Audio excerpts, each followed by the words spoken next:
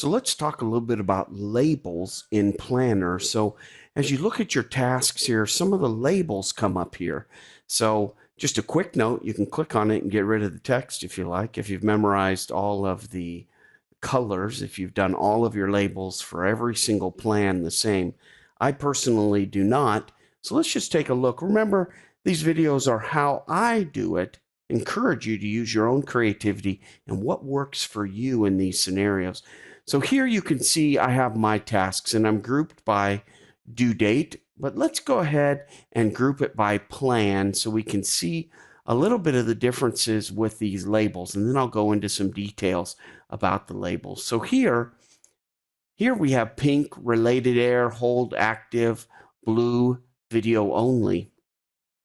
So all of these mean something except for blue, I believe. So I can rename that at any time, but I've gone ahead and put it on there.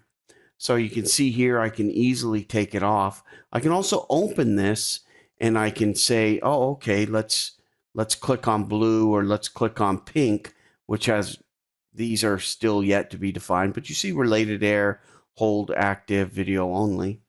So that's one section. But now when we go into our general tasks, here we see different labels. Now, for some people, they label it all the same, and that's great. That works for them.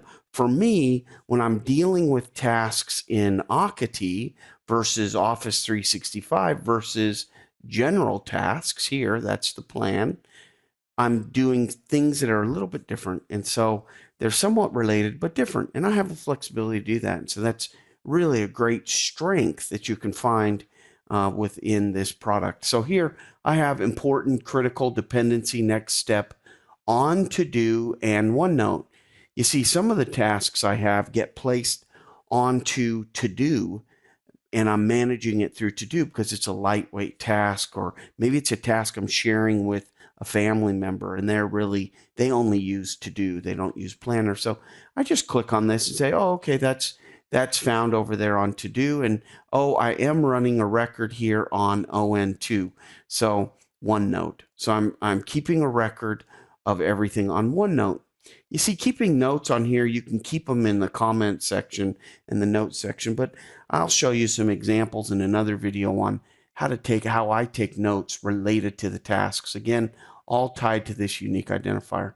And then dependency, next step. So if there's a dependency, I'll note it here. I'll maybe put dependency and I'll put in what the dependency is, right? What that unique identifier is. So maybe 0504, 20 -1252. Okay.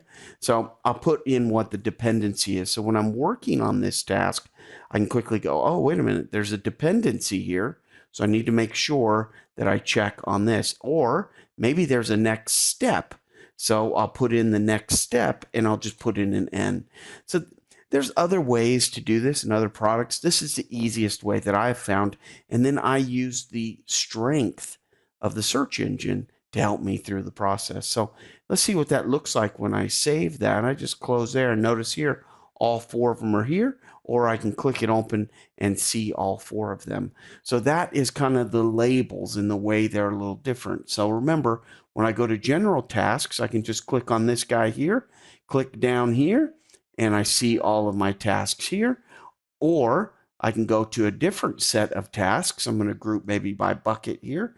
And here I'm more interested in the type of CMMI language that might be used. So indirect map to objective, required feature, so those type of things I can add inside of my tasks as it relates to a CMMI type of format. So it's very, very flexible. So in summary here, when you hit on my tasks, notice here that blue is to do here, but let's see what blue says here. I think it just says blue.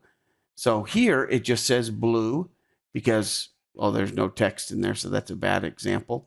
So let's use yellow. So yellow here is hold, and we can take off that blue. Yellow's hold here under Akati tasks, and it's green, it's yellow under general tasks. Notice I'm in my tasks, so I'm going to get, and I've grouped it by plan, so I'm going to get all of my different tasks here. And let's see what yellow is here. yellow is next in this one.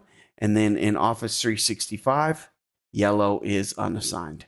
So that just gives you an example of how you can use labels within your environment to help you organize things. Now you can sort in some of the screens by the actual labels. So if I go in here, I can sort by my labels and approach things that way. So it's really quite convenient to be able to quickly look at the tasks and see bink, bink, bink. Oh, okay, that's what I need to do.